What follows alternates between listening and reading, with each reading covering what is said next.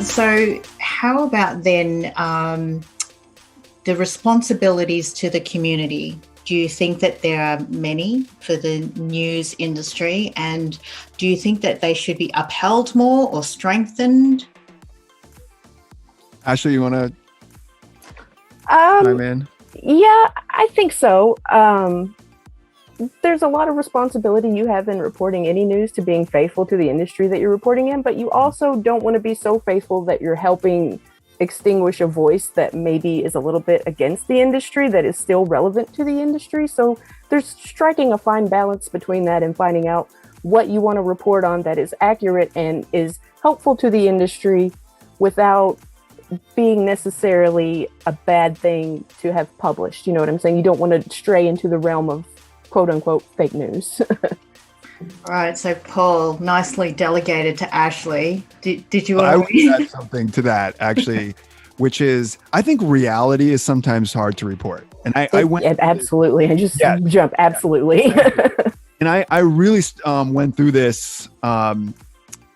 Let's just say there was a time when the music industry was getting on the verge of getting KO'd, and they hadn't quite, the physical formats were dying, audiences were everywhere, they weren't paying, there wasn't a real mechanism or way to engage music fans in a paid way. It just the industry couldn't get its footing.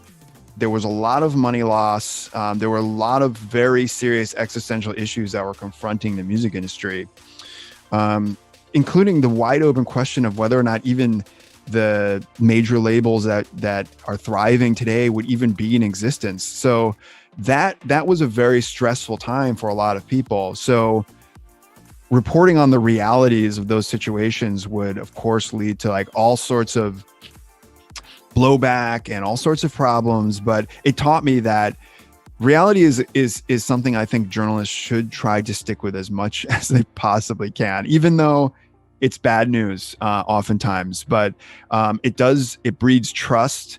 It shows that it develops your ability to just basically have a spine and push back on people. And hey, when times are good, you can report on great things too. So I have to ask then, was there a time or an incident where you reported on something and then through blowback, you realized your immense responsibility to the community? I will definitely. When I was first getting started, I thought I completely misreported on a U2 album. I thought a U2 album was coming out like within a week.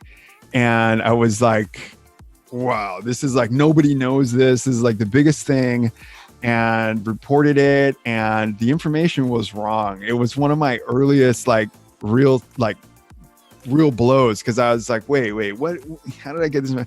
And so I really had to just dial back and retract and say, this is BS. I don't know when this album's coming out. It turned out I was about 3 months off. So instead of 1 week, it was about 2 months and 3 weeks.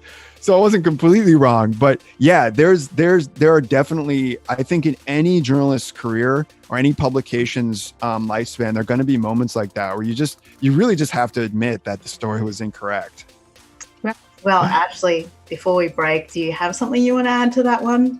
I will say that I have very quickly gotten responses from publication or industry companies who otherwise would not have addressed me if I've published something that they felt was, quote, misreported. I wouldn't necessarily say it was misreported, but if that happens, I do correct those articles and make a note, and that's something that we've always done. So, more frequently what happens is that the company just doesn't like the news. Exactly. I didn't want to put it that way, but yes. Right. I would say, 9 times out of 10 that it's not an accuracy issue whatsoever.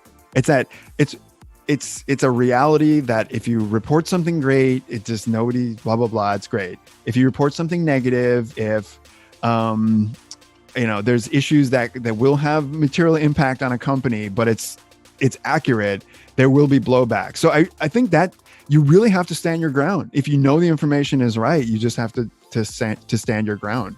Yes. When we were reporting heavily on a bankruptcy with a company, I was in close contact with that company throughout that reporting process because they always wanted to update anytime I published an article on what was happening, like, hey, here's what we're saying. And we publish that, but it does not edit the original article.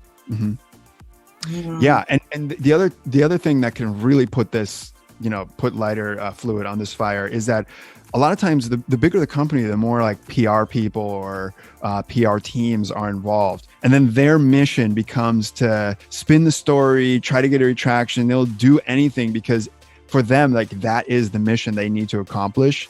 So you really have to step back and just realize that is the mechanism. And you start to get used to that sort of process. And then once you kind of go through that a couple times, you realize, okay, there's a structure behind this.